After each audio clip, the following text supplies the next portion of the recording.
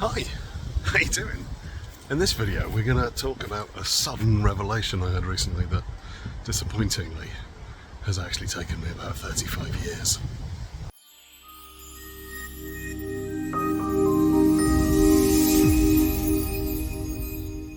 So here's the backstory. I'm teaching a regular beginners BJJ class at Malin Martial Arts. You should come along if you're nearby. It's awesome. They're great people and we have a lot of fun. One of my students sent me a picture of a book they'd bought. It's called Start Strong, a real-world guide to surviving and thriving in your first year of BJJ. It's by someone called Sean Ryan.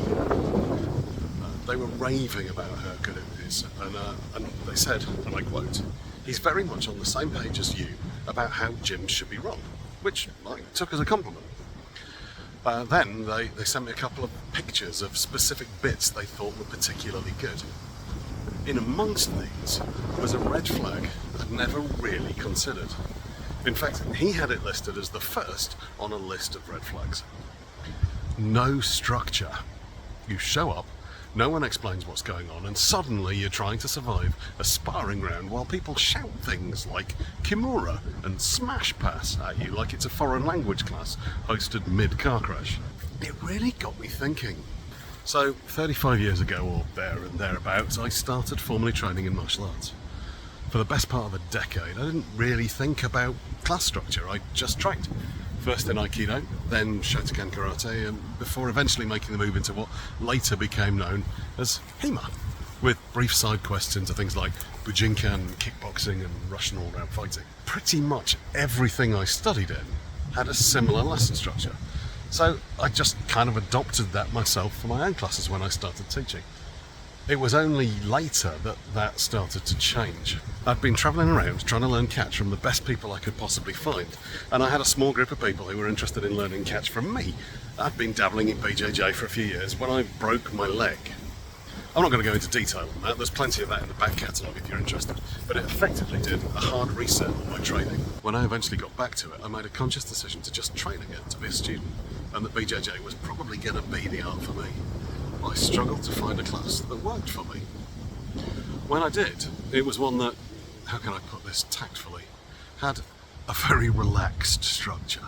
Let's be honest, I'm an arrogant bastard.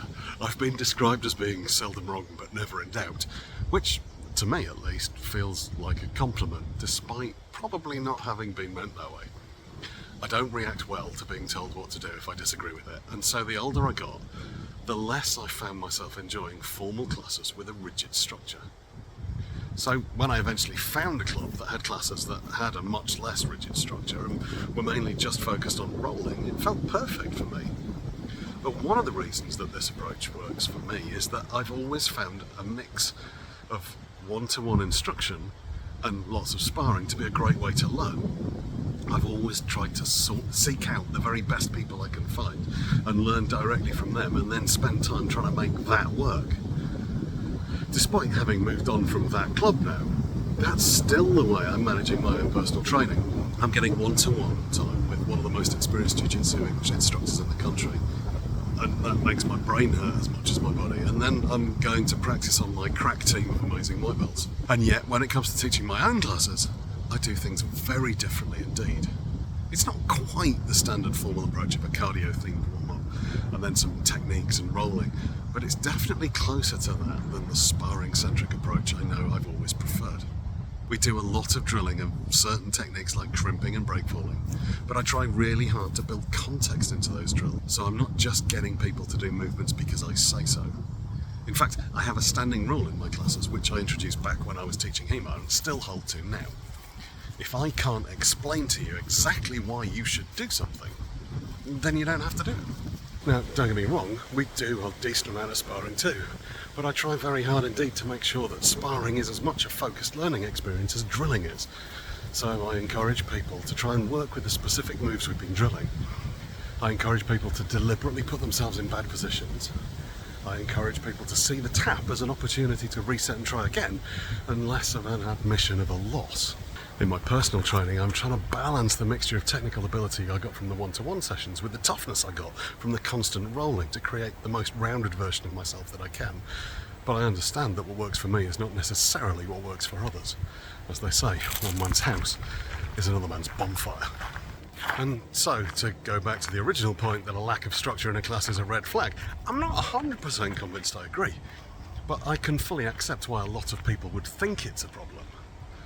And if that's all you're doing, and you're not supplementing your open mat styled rolling focused classes with dedicated learning elsewhere, then maybe it isn't a good thing. The evidence would seem to suggest that what I want when I'm learning and what I want when I'm teaching are two very different things, which in reality makes me feel quite conflicted. I don't really know what the answer is to this one, but I'd be very interested in your thoughts. I think it's fair to say that despite seeming to be jiu-jitsu focused, this conundrum isn't exclusive to grappling. So what do you do? Assuming you're both learning and teaching, do you do the two differently? Let me know, stick something in the comments. And while I've got you here, have you bought one of the new t-shirts yet? They're pretty cool, I'm sure you'll agree. There's a link down underneath this video.